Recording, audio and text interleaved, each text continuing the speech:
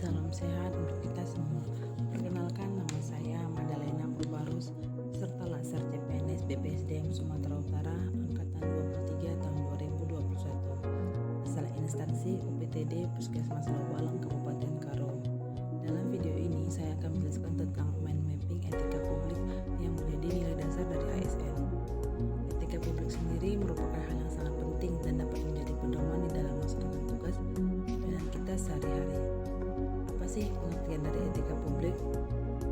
Etika publik merupakan refleksi tentang standar atau norma yang menentukan baik atau buruk, benar atau salah sebuah perilaku, tindakan untuk mengarahkan kebijakan publik dalam rangka menjalankan tanggung jawab sebagai pelayan publik. Sementara kode etik adalah aturan-aturan yang mengatur tingkah laku dalam suatu kelompok khusus. Sudut pandangnya hanya ditujukan pada hal-hal prinsip dalam bentuk ketentuan-ketentuan tertulis. Terdapat 12 kode etik ASN sesuai dengan peraturan nomor 5 tahun 2014. Yang pertama, melaksanakan tugas dan tanggung jawab haruslah jujur dan berintegritas tinggi. Yang kedua, dalam melaksanakan tugasnya dengan cermat dan disiplin. Yang ketiga, melayani dengan sikap hormat, sopan tanpa tekanan. Yang keempat, melaksanakan tugasnya sesuai dengan peraturan perundang-undangan yang berlaku. Yang kelima, melaksanakan perintah atasan atau pejabat yang berwenang sejauh tidak bertentangan dengan peraturan perundang-undangan atau etika pemerintah. Yang keenam, menjaga kerahasiaan yang menyangkut kebijakan negara. Kemudian, menggunakan kekayaan dan barang milik negara secara bertanggung jawab, efektif dan efisien.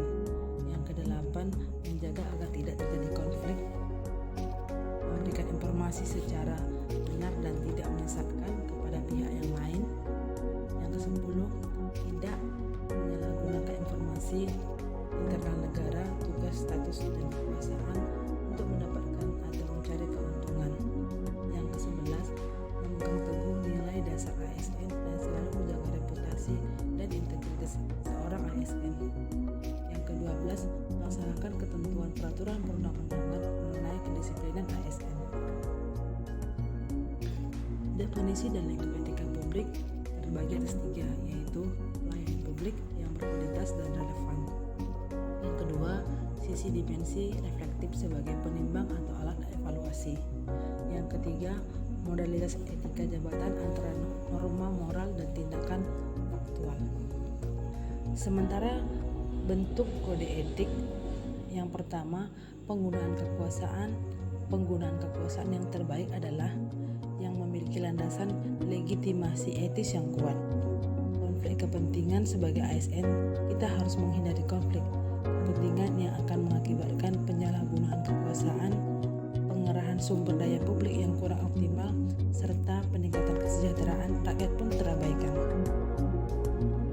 Untuk implikasi kode etik dalam pelayanan publik, sosialisasi dari sumber-sumber implikasi kode etik itu beserta penyadaran akan perlunya mentaati kode etik harus dilakukan secara berkesinambungan dalam setiap jenis pelatihan kepegawaian untuk melengkapi aspek kognisi dan aspek profesionalisme dari seorang pegawai sebagai abdi masyarakat.